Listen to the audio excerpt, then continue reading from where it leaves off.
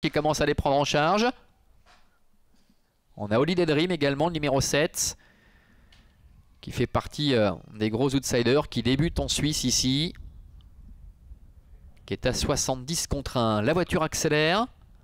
Pour l'instant, ça se passe bien. Et les voilà qui s'élancent avec Divina Trio qui est un petit peu reprise. Gros moteur Mick qui rétrograde, le numéro 5. Le 4 Ainoun a pris un départ volant avec Gustavo Joma. Une faute de Holiday Dream, le numéro 7, avec Gros moteur Mick. Tous les deux qui perdent énormément de terrain. Et Divina Trio, sans effort apparent, avec Marco Stefani, parvient à prendre les commandes et couvrir Ainoun. Yatix est au contact les premiers en 3e position, avec également Gustavo Joma qui est à la corde. Nous avons Elf du Château qui est sur un 4e rideau. Le train n'est pas très vif pour l'instant, alors que complètement l'extérieur voyage Forever Atout, le numéro 6 qui essaie de faire mouvement complètement à l'extérieur. Disqualification des numéros 5 Gros moteur Mick et 7 Holiday Dream. Ils abordent maintenant les tribunes avec Divina Trio qui a la tête et la corde. Ainoun est dans son dos. Gustavo Joma est sur une 3e ligne avec le numéro 6 Forever Atout qui essaie de se rabattre, qui va couvrir le numéro 2 Yatix. Elf du Château est complètement emmuré sur une 4e ligne à la corde avec Éclat d'Orangeval qui est à sa hauteur.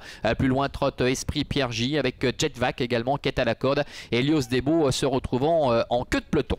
Encore un tour complet à parcourir.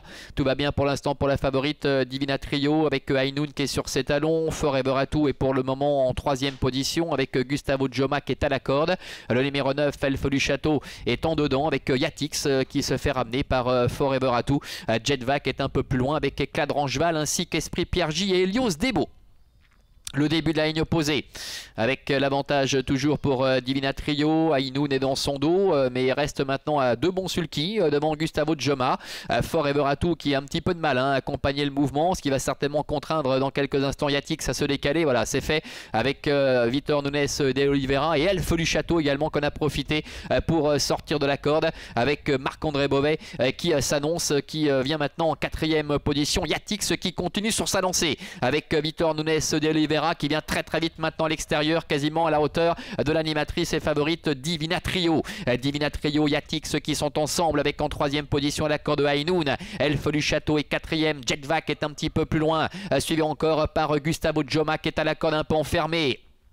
Bientôt l'entrée de la dernière ligne droite avec Divina Trio qui semble parfaitement contrôlé devant Yatix qui prend maintenant son sillage. En 3e position Ainoun. Elf du Château qui essaie de se relancer. Gustavo Joma qui vient de quitter la corde également. Devant encore Jetvac. Bientôt la ligne droite avec Divina Trio qui a toujours le meilleur face à Yatix avec Gustavo Joma qui s'annonce à l'extérieur. Elf du Château et Jetvac également qui termine fort à l'extérieur.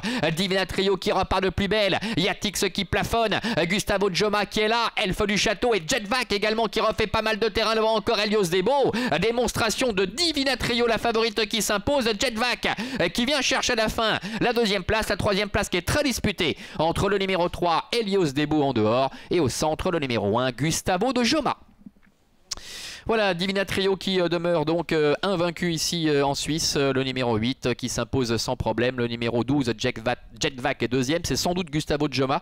Le numéro 1 qui conserve la 3e place. On restera prudent tout de même avec le numéro 3, Elios Debo, qui a remarquablement terminé à la fin. On retrouve les concurrents ici quasiment à mes lignes droites avec une véritable promenade de santé pour Marco Stefani. L'entraînement de Loris Ferro et Divina Trio qui s'impose sans aucun problème. Yatix qui a fait un drôle d'effort en face va plafonner pour finir.